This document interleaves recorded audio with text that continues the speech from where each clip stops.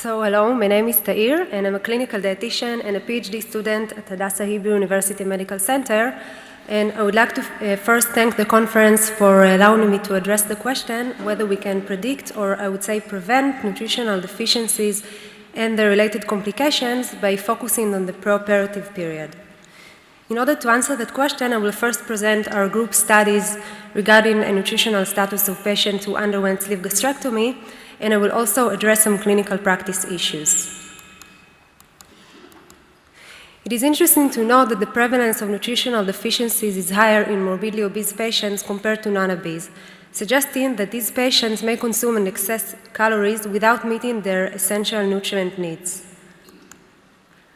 Other causes for nutritional deficiencies in obesity are related to limited bioavailability of some nutrients such as vitamin D, chronic inflammatory status, and small intestinal bacterial overgrowth, which can lead to several deficiencies.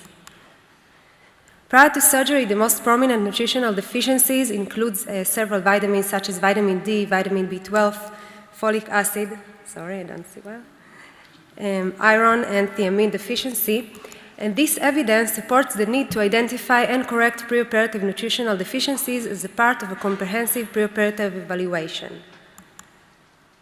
Treating deficiencies after the surgery is far more complex, and some of these deficiencies, such as vitamin D deficiency and impaired calcium metabolism, may be related to further complications such as metabolic bone disease.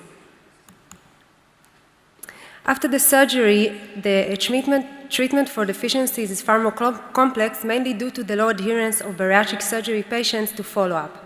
In our clinic, we found that more than half of the patients were non-adherent to clinical care, but the numbers of patients who arrived to clinical care during the long term may be further very low.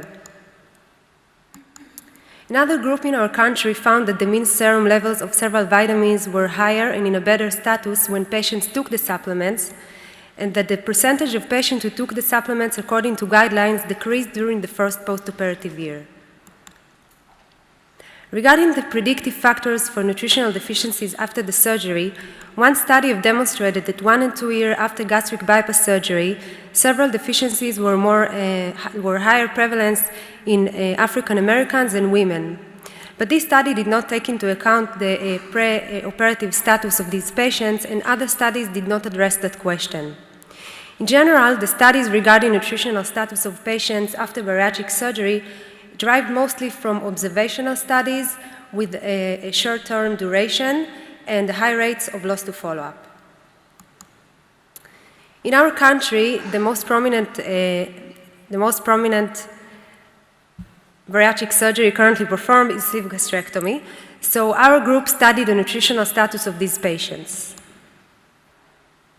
Sleeve gastrectomy is a restrictive procedure with a hormonal effect, and the long-term nutritional outcomes are still unclear.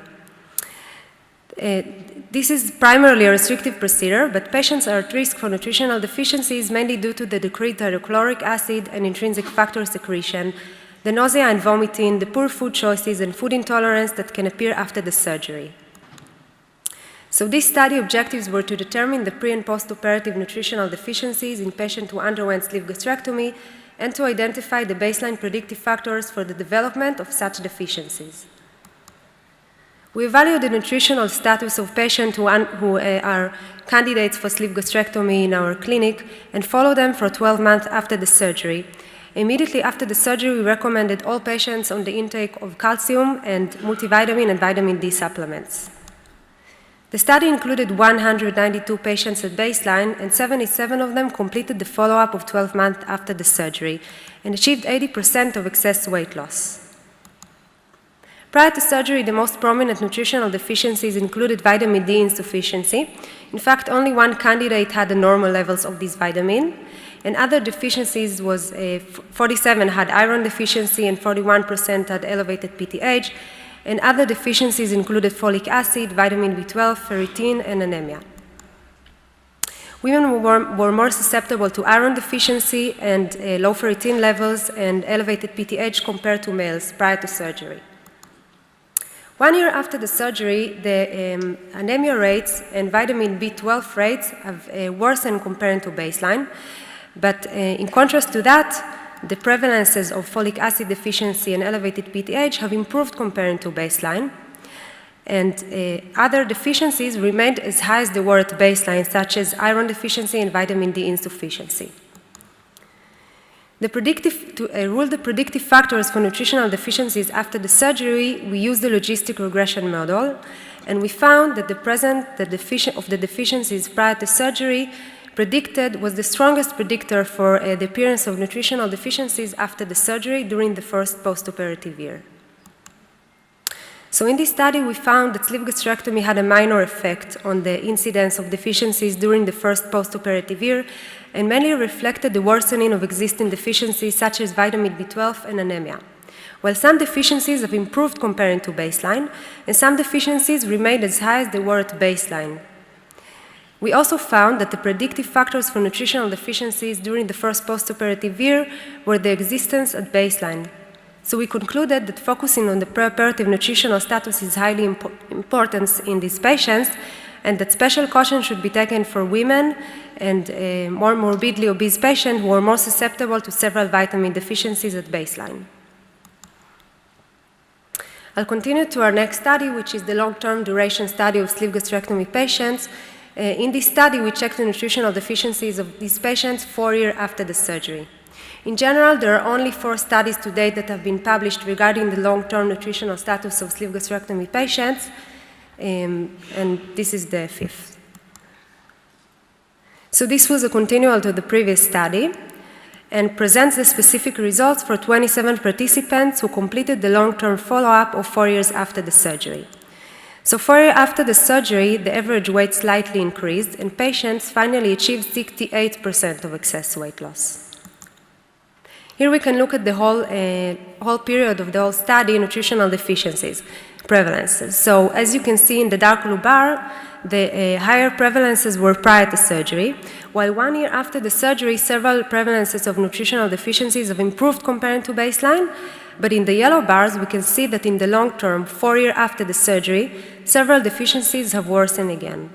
The most prominent was the elevated PTH, when 60% of our patients presented with hyperparathyroidism 4 years after the surgery. And at the same time, you can see that the vitamin D sufficiency prevalence were high during the whole follow-up period. The levels of hemoglobin decreased gradually from the baseline to 4 years after the surgery. And you can see that vitamin D levels slightly increased during the first postoperative year, but decreased again and worsened 4 years after the surgery. And the same trend we can see for elevated PTH. Its levels were above the normal limits at baseline, improving 1 year after the surgery, but worsened again 4 years after the surgery in the long term. Supplements intake decreased gradually from the first postoperative year to the 4th year after the surgery for multivitamin, vitamin D, and calcium supplements. So as we previously demonstrated, the prevalence of nutritional deficiencies is high prior to sleeve gastrectomy surgery. But in this study, we have also shown that several deficiencies have improved 1 year compared to baseline, and adherence to supplements were quite high during the first postoperative year. But in contrast to that, 4 years after the surgery in the long term, several micronutrient levels have worsened again, and the adherence to supplementation was low. So restrictive procedures such as sleeve gastrectomy may have a modest impact on nutritional status in the short term, but deficiencies are highly prevalent again during the long term, and as clinicians, we should ask ourselves what could be the clinical implications for such evidence. So obese patients show impaired nutritional status prior to surgery. But regarding bone loss, they are partially protected, and that is mainly due to their high body mass that impose mechanical loading, which is anabolic to bone. But after the surgery, the increased rapid weight loss, together with malabsorption, mainly of calcium, vitamin D, and protein, and the lean body mass loss causes mechanical unloading, which is catabolic to bone. And together with some hormonal changes, altogether can lead to bone loss. That is especially true for malabsorptive procedures. We found in our study that the predictive factors for nutritional deficiencies were their existence at baseline. But regarding post-surgery supplementation, there is only one interventional study to date that examined the impact of post-surgery vitamin D loading together with a multifactorial intervention after the surgery that included vitamin D, calcium, and protein supplements and their impact on the post-surgery nutritional status and its related complications. They found that the intervention group had less lean body mass loss and less bone mineral density loss 2 years after sleeve gastrectomy and gastric bypass surgery. The current guidelines addressing the preoperative management published by the ASMBS this year address the preoperative screening of the most prominent nutritional deficiencies that exist during obesity. They state that optimizing post-operative patients' outcome and nutritional status starts preoperatively, and that surgery may exacerbate pre-existing nutritional deficiencies. The British Obesity and Metabolic Surgery Society addressed another important issue of the preoperative management by stating that a multivitamin and mineral supplements may be needed while recommending a low-calorie or low-carbohydrate diet, mainly due to the low compositions of such diet. So to summarize, impaired nutritional status starts preoperatively, and treating deficiencies after the surgery is far more complex. Furthermore, nutritional deficiencies may be related to post-operative complication, and thus the rationale for preoperative intensive nutritional care and the long-term routine supplementation, which is aimed to attenuate metabolic and nutritional complication, is highly justified. I would like to thank you all for listening, and special thanks for my supervisors, Professor Ram Weiss and Dr. Amel Azari, and dear friends and colleagues in Israel. Thank you.